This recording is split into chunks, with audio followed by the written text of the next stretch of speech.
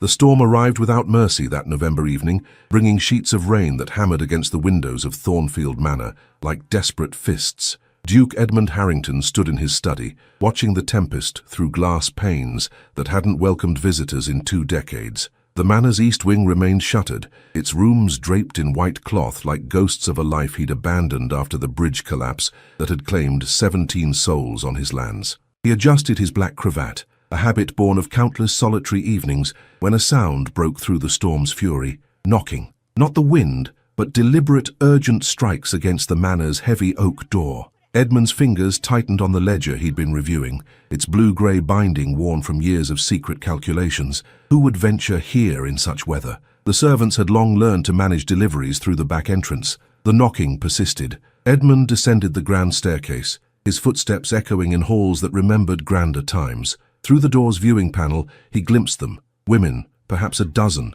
huddled beneath black shawls. Children clutched against their skirts. Rain streamed down their faces like tears. "Please, Your Grace," called a clear voice above the storm. "We seek only shelter for the night. The workhouse turned us away." Edmund's hand hesitated on the bolt. Opening this door meant more than admitting strangers. It meant breaking the seal he'd placed on his life. Yet something in that voice, steady despite desperation, compelled him. The bolt slid back with a sound like breaking ice. They entered in a rush of wet wool and muffled sobs. 12 women, he counted, and 8 children. The woman who'd spoken stepped forward, water pooling from her worn boots onto the Persian rug. She pulled back her hood, revealing brown hair severely pulled into a practical bun, honey-brown eyes that met his without civility or presumption. "Your Grace," she said, producing a damp envelope from her coat. "We are widows from the Millhaven factory collapse 3 days past. This letter from Reverend Morrison explains our circumstance. The parish board declared us irregular cases."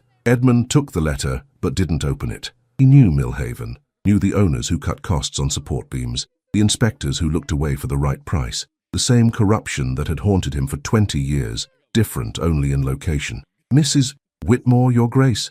Margaret Whitmore. I kept the books at Millhaven before." She gestured to the other women, some barely standing, children whimpering against their skirts. "We walked from the city. There was nowhere else." Edmund's gaze swept over them, faces marked by grief but not yet broken by it. In Margaret Whitmore's hand he noticed a small cloth bag clutched protectively, papers visible through its worn fabric. Behind her, a young widow cradled an infant, her wedding ring catching the lamplight. The last valuable thing she owned, no doubt. "Hammond," Edmund called, and his elderly butler appeared from the shadows where he'd been watching.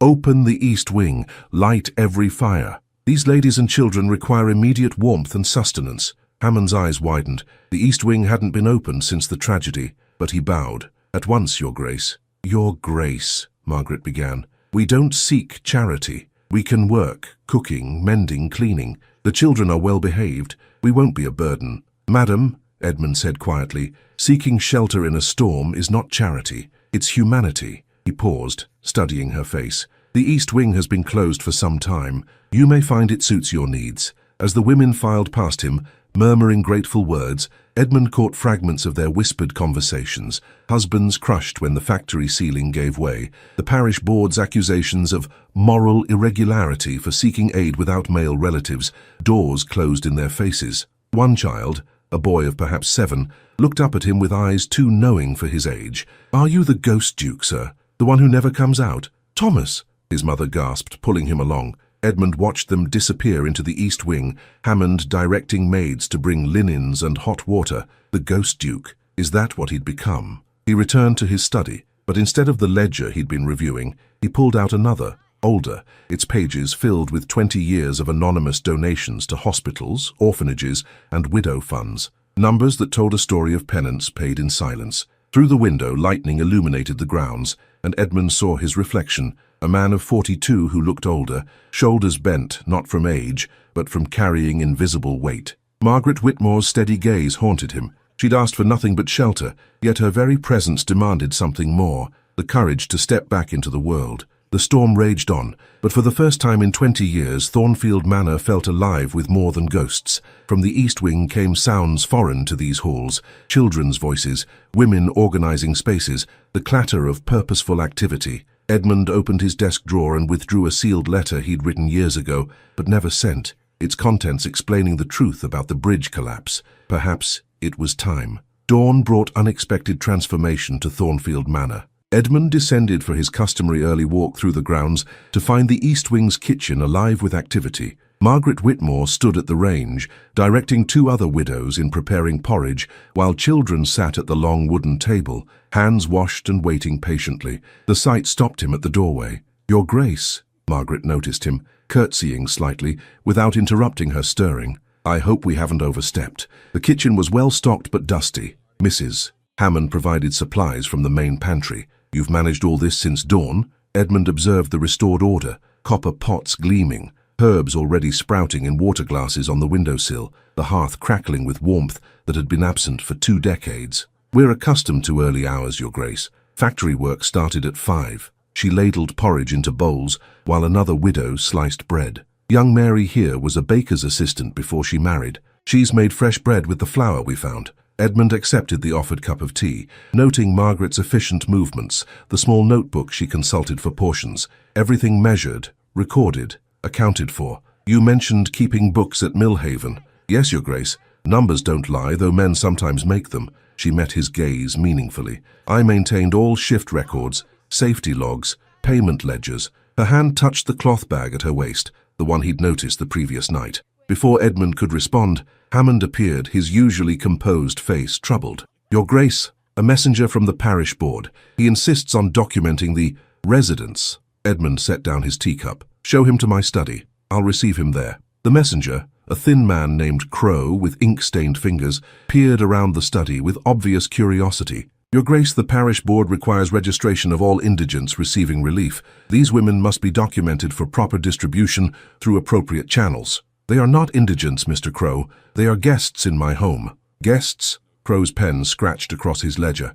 12 unaccompanied women and their children residing with an unmarried gentleman? The irregularity must be noted." "Note what you will," Edmund said coolly. "But these women are under my protection, not the parish's jurisdiction. They work for their keep. Maintaining my household, tending gardens, educating the children. I'll provide written contracts if necessary." Crow's eyes glittered. "Contracts? Your Grace intends to employ them all?" "I intend, Mr. Crow, to ensure they're treated with dignity, something the parish board seemed unable to provide." After Crow left, Edmund found Margaret in the East Wing's library, teaching letters to a group of children using books dusty from disuse. She'd arranged them in a circle on the carpet, their voices chanting the alphabet in unison. The boy who'd called him the Ghost Duke, Thomas, was helping a younger child trace letters. "You were a teacher?" Edmund asked quietly, not wanting to disturb the lesson. "My father was a schoolmaster before the consumption took him. I learned his methods." She rose gracefully, joining him by the doorway. "Your Grace, I must speak plainly. Our presence here will cause talk. The parish board won't let this rest. They have interests in ensuring widows enter workhouses, not independent arrangements." "What interests?" Margaret's jaw tightened. "Workhouse labor contracts are profitable for certain board members. 12 able-bodied women and 8 children represent considerable value in the system they've built." Edmund studied her face, intelligent, determined, unmarked by self-pity despite her losses. "You speak as someone who's investigated these matters." "Numbers don't lie," she repeated. "I kept more than just Millhaven's books. I documented patterns, which inspectors visited when, what safety reports were filed versus what conditions existed." She touched the cloth bag again. "When the ceiling began showing cracks 2 months ago, I started keeping parallel records." A commotion from outside interrupted them. Edmund moved to the window to see a carriage bearing the crest of the county sessions, a more serious authority than the parish board. Margaret joined him, her expression grave. "They move quickly when their interests are threatened," she said softly. "Then we must move with equal purpose." Edmund turned to her. "Gather the women in the drawing room. If we're to face investigation, we face it together. And Mrs. Whitmore, bring your parallel records." The drawing room hadn't hosted a gathering in 20 years, but the widows arranged themselves with quiet dignity on the covered furniture, children held close. Edmund stood before the mantelpiece under the portrait of his late father, a man who'd built his fortune in industrial ventures before Edmund inherited and withdrew from that world. "Ladies," he began, "authorities question your presence here. They may attempt to force you into workhouses or dispersal. I offer an alternative: formal employment as household staff, teachers for local children, gardeners, seamstresses for the county's needs, written contracts, fair wages, proper quarters." "Your Grace," one widow ventured, "why would you do this?" Edmund's hand found the key in his waistcoat pocket, the key to his private study where the parallel ledger lived. Because 20 years ago, I failed to prevent a tragedy. 17 workers died when a bridge on my lands collapsed. I accepted blame, though the true fault lay with contractors who cut costs and inspectors who were paid to ignore the danger. I withdrew from society rather than expose those responsible. They had families, reputations to protect. Margaret's eyes widened with understanding. You've been paying penance in silence. Your Grace, Margaret said slowly, the Millhaven collapse. The same contractors were involved. Morrison and Associates. I have the documentation. The room fell silent except for the crackling fire. Edmund felt something shift in his chest, not just the weight of old guilt, but the possibility of purpose. Then perhaps, Mrs. Whitmore, its time, silence, ended. The county sessions inspector arrived 3 days later with an entourage that included a reporter from the Society Gazette, 2 parish board members, and surprisingly, Lord Ashworth, an industrial magnate whose interests stretched across multiple factories. Edmund received them in the formal reception hall, its chandelier lit for the first time in 20 years. Margaret stood with the other widows along the wall,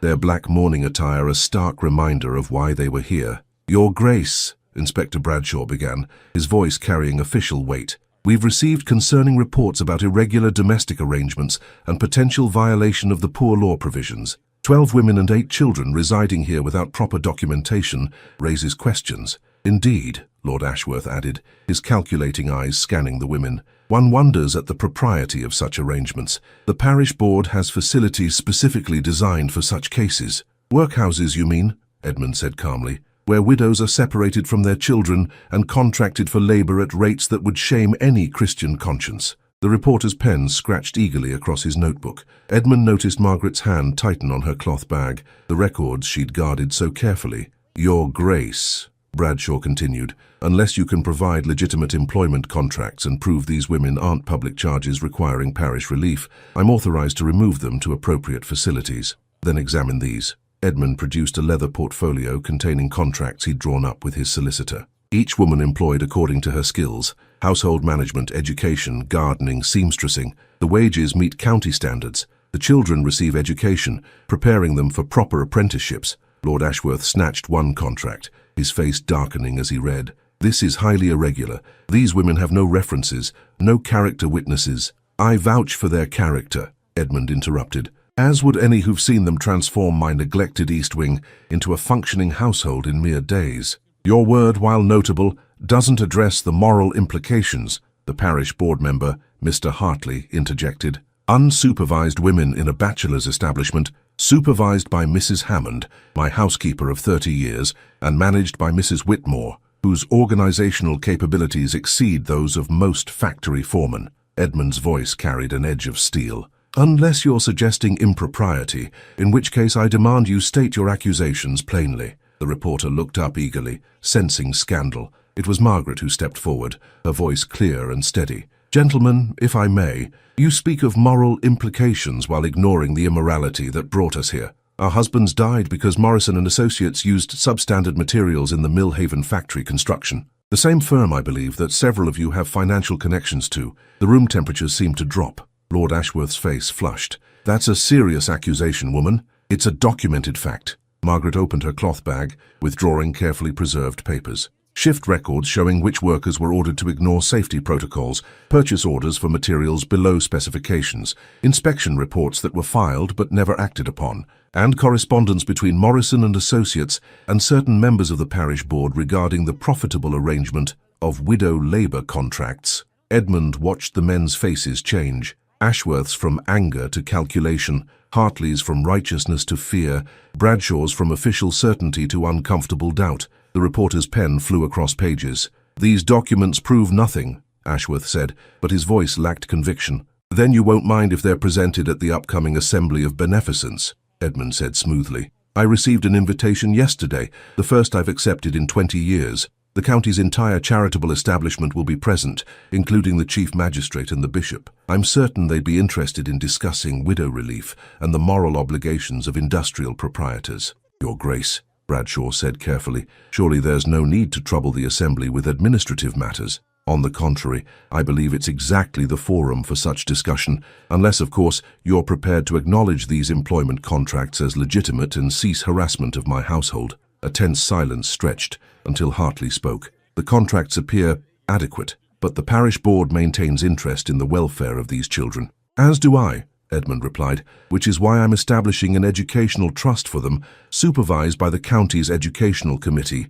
Mrs. Whitmore will oversee the curriculum, having demonstrated her capabilities admirably. Young Thomas chose that moment to enter, carrying a tea tray with careful concentration. Mama said to bring tea for the gentleman, he announced, then looked at Edmund. Should I use the good china, Your Grace? Mrs. Hammond says it's for important people. These gentlemen were just leaving, Thomas, but thank you for asking. Edmund's tone was warm toward the boy, ice toward his visitors. After they departed, Margaret found Edmund in his study, the parallel ledger open before him. 20 years of anonymous donations, careful records of recompense paid in silence. She stood quietly until he looked up. Your Grace, what you did today, what we did, Mrs. Whitmore. Your records turned the tide. She moved closer, studying the ledger's columns. These donations, the amounts match exactly what the victims of the bridge collapse would have needed for proper compensation. You've been supporting them all these years, anonymously, inadequately, silently. His finger traced the entries.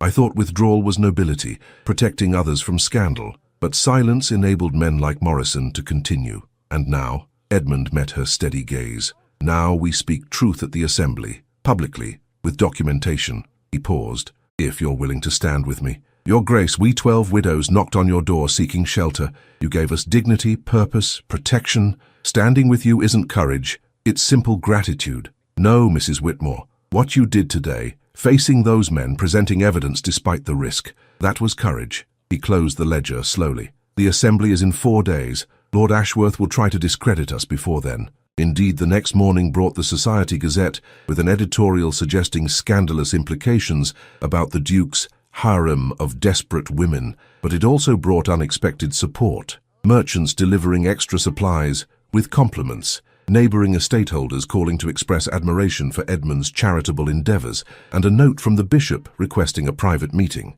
Margaret organised the widows in damage control. They visited the village shops in respectable pairs, attended church services with the children scrubbed and polite, and demonstrated their skills at the local market. When Mrs. Morrison, the Reverend's wife, called to investigate, she found the East Wing transformed into a model of domestic efficiency and educational purpose. I must confess, Mrs. Morrison told Margaret over tea, when I heard 12 widows had taken residence, I expected chaos. Instead, I find innovation. This herb garden alone could supply half the county's medicinal needs. We work with what we have, Margaret replied simply. His Grace provided opportunity. We provided capability. The night before the assembly, Edmund found Margaret in the library, preparing her documentation for presentation. The other widows had retired, but she worked by candlelight, organizing papers with meticulous care. You should rest, he said softly. Tomorrow will be challenging. Numbers don't sleep, Your Grace. They must be perfect, irrefutable. She looked up, candlelight catching the gold flecks in her eyes.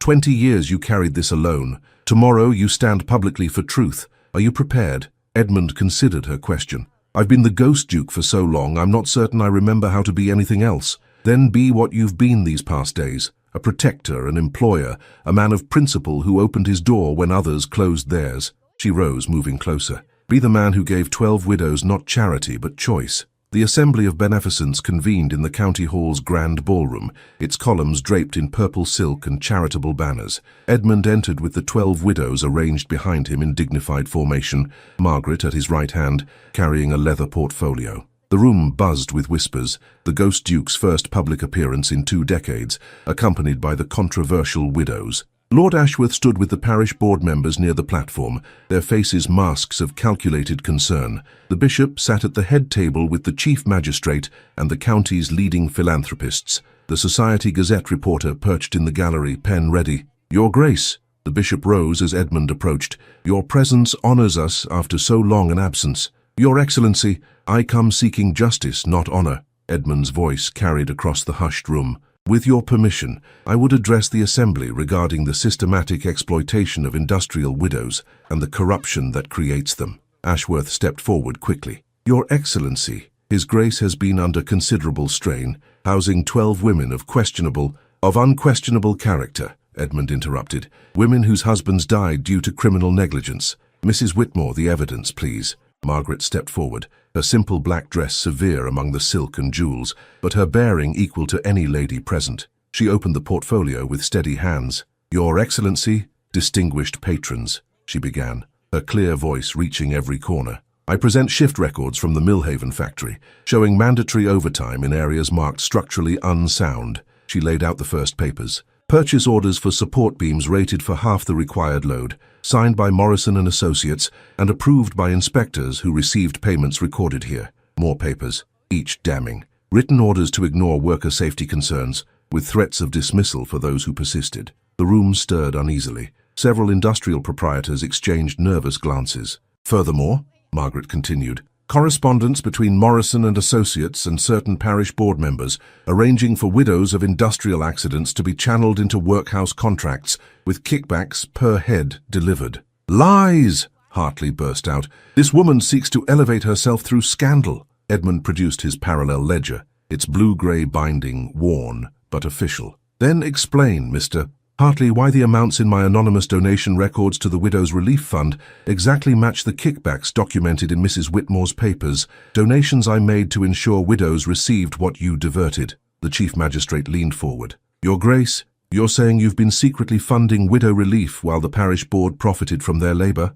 For 20 years, Chief Magistrate. Edmund opened the ledger, revealing page after page of meticulous records. Since 17 workers died on my lands due to the same contractors, the same methods, the same corruption, I withdrew in shame, believing silence protected the innocent. Instead, it enabled continued exploitation.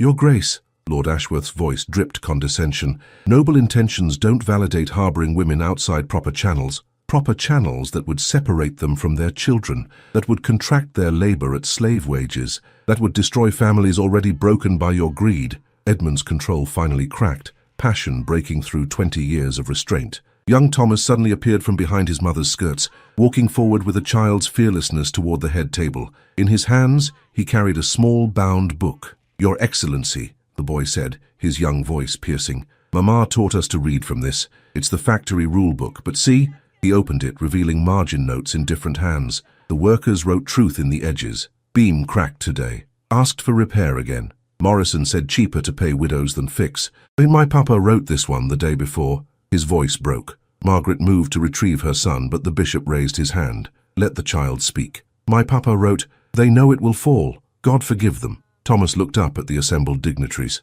He died the next day when it did. Silence descended like a shroud. Edmund saw tears on several faces, shame on others. The treasurer of the assembly rose, examining the documents Margaret had presented, comparing them with Edmund's ledger. The watermarks match, he announced. The dates align. These financial records are authentic. He looked at Lord Ashworth with disgust. You've been profiting from creating widows, then profiting again from their desperation. I demand an inquiry, Ashworth blustered. You'll have one, the Chief Magistrate said grimly. Criminal charges for manslaughter through negligence, fraud and corruption. Inspector Bradshaw, you'll surrender your position pending investigation. And the widows? Edmund asked. Their status? The bishop stood, his voice carrying episcopal authority. Any house that shelters widows and orphans with such dignity serves God's work. His Grace's household arrangements are beyond reproach. Furthermore, I propose the Assembly formally recognize Thornfield Manor as a training residence for displaced women,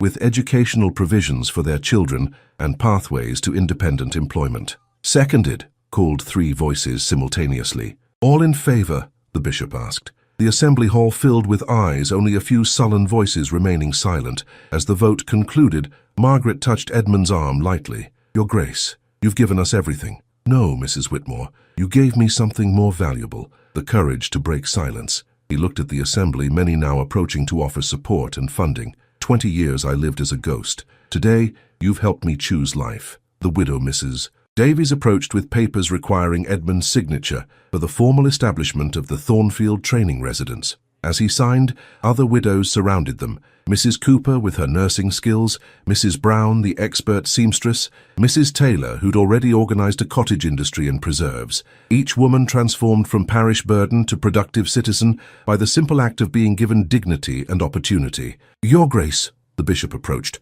Would you consider serving on the County Board of Charitable Oversight? Your experience with direct action, rather than mere philanthropy, could reform our entire approach. Edmund looked at Margaret, who nodded almost imperceptibly. I would be honored, Your Excellency, on condition that Mrs. Whitmore serves as secretary. Her gift for documentation and numbers exceeds any I've encountered. Irregular, but given today's revelations, perhaps irregularity is precisely what we need. As the assembly dispersed, Lord Ashworth was led away by constables, his empire of exploitation crumbling. The Society Gazette reporter approached Edmund and Margaret. Your Grace, Mrs. Whitmore, this story will reshape how England views industrial welfare. Any final words? Edmund considered, then spoke carefully. Character is demonstrated not in words but in accounts, what we spend, whom we protect, which truths we document. Today the ledger's balanced. Margaret added quietly, and tomorrow 12 widows and 8 children begin new lives, not as charity cases,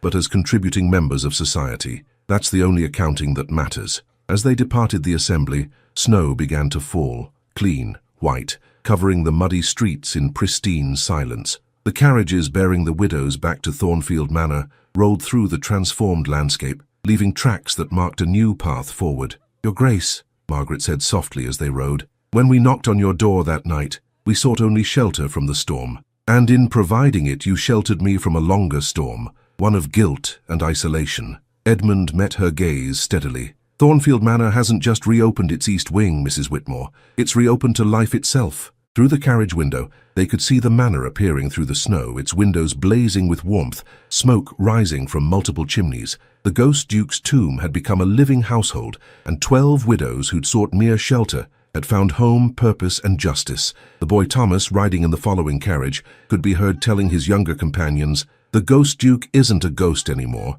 He's just his grace now, and we're going home." Spring arrived at Thornfield Manor with unusual splendor, the gardens bursting into bloom under the careful tending of the widows who had made the estate their own. 6 months had passed since that stormy November night, when 12 desperate women knocked on the door of a reclusive duke. Now the manor hummed with industry and purpose. Edmund stood in his study, but the door remained open, a small change that symbolized everything different about his life now. Through it he could hear the sounds that had become precious to him, children reciting lessons in the library, the clatter of productive work from the textile workshop established in the renovated East Wing, and beneath it all, Margaret's clear voice directing activities with gentle efficiency. She entered now, carrying the monthly accounts, her morning dress replaced by a practical but becoming blue wool that brought out the warmth in her eyes. Your Grace, the figures for your review. The textile workshop has turned its first profit, and 3 of our young women have received offers of apprenticeships in London.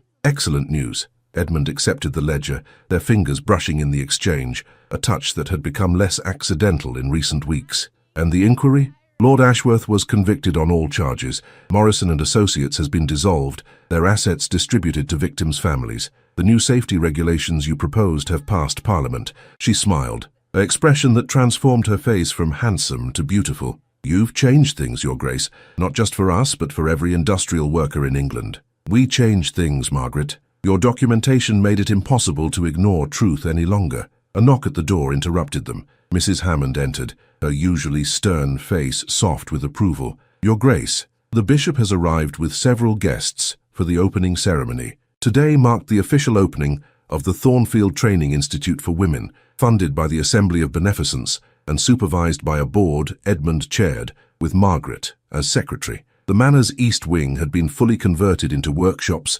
classrooms and living quarters for women seeking education and employment skills. In the garden, a platform had been erected, decorated with spring flowers gathered by the children. The original 12 widows stood in the front row, transformed from desperate refugees to capable instructors and administrators. Mrs. Davies now ran the nursing program.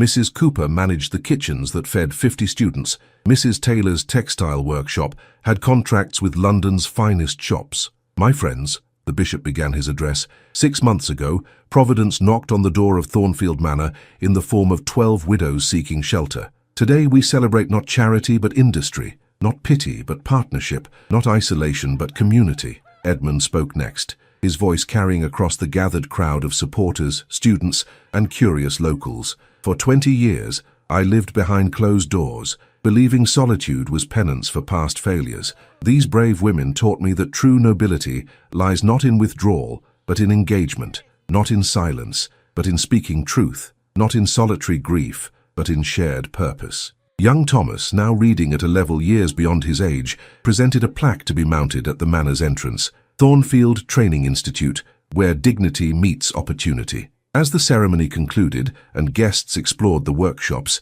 Edmund found himself walking with Margaret through the herb garden the widows had established. The medicinal plants were thriving, their sales providing steady income for the household. "Margaret," he began, then paused, unused to personal revelation despite months of growing closeness. "I need to speak plainly." She stopped walking, turning to face him fully. "You always may with me, Your Grace. That's just it. When you first arrived, I was Your Grace, the Ghost Duke offering shelter. Now, I find I wish to be simply Edmund to you, as you have become simply Margaret to me." Colour rose in her cheeks, but her gaze remained steady. "What are you saying?" "I'm saying that a house built on respect and shared purpose might also accommodate deeper affection. I'm saying that the boy who called me a ghost was right, and you've brought me back to life." He took her hand, feeling the calluses from work, the strength in her fingers. "I'm asking if you might consider a different sort of partnership, one that would make Thornfield truly a home for us all." Margaret's eyes glistened with unshed tears. "Edmund, when I knocked on your door that night,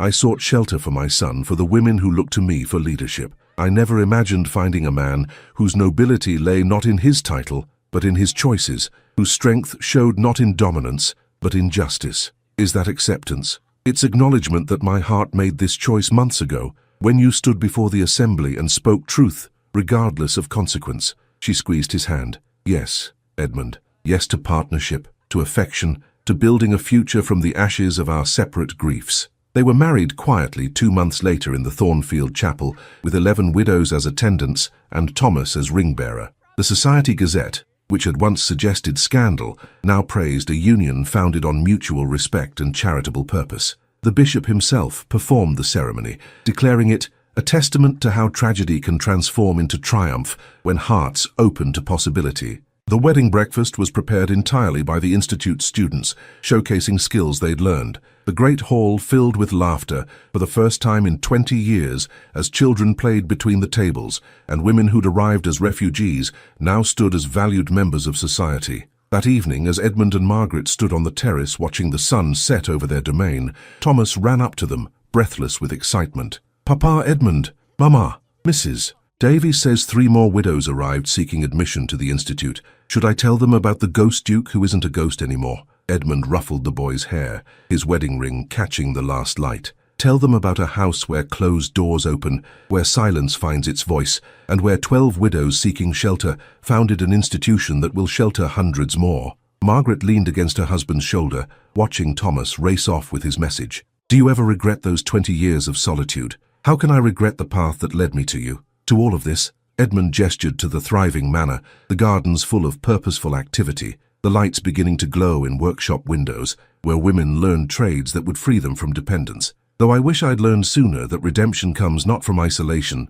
but from connection." A year later, the Thornfield Institute's first graduating class of 24 women received their certificates of trade qualification. Margaret, now the Duchess of Thornfield, presented each certificate personally, her own infant daughter sleeping in Edmund's arms as he watched with pride. The original 12 widows had all found new paths, some remarried, some established businesses, but all remained connected to the manor that had sheltered them in their darkest hour. In his study that night, Edmund made his final entry in the parallel ledger that had documented 20 years of anonymous charity. "Accounts closed," he wrote. "Public service begun. When 12 widows knocked on my door seeking shelter, they opened it to life renewed. The Ghost Duke is dead. Long live the living." Margaret found him there, their daughter in her arms, Thomas at her side with a book he wanted to share.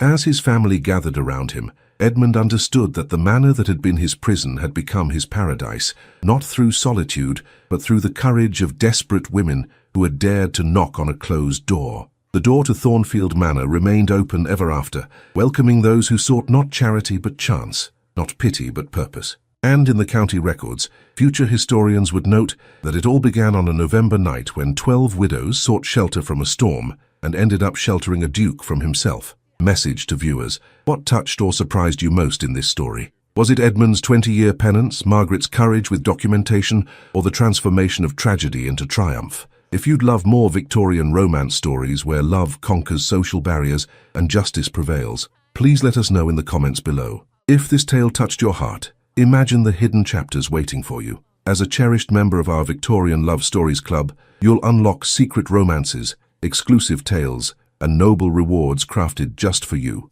Join our circle of devoted readers and listeners and let the manor doors open wider for you. Explore the privileges awaiting in our channel membership. Your place in our noble family is ready. Thank you for spending your precious time with us today. Like and subscribe if you want more stories of redemption, courage, and unexpected love. Another equally moving tale is waiting for you on the screen now.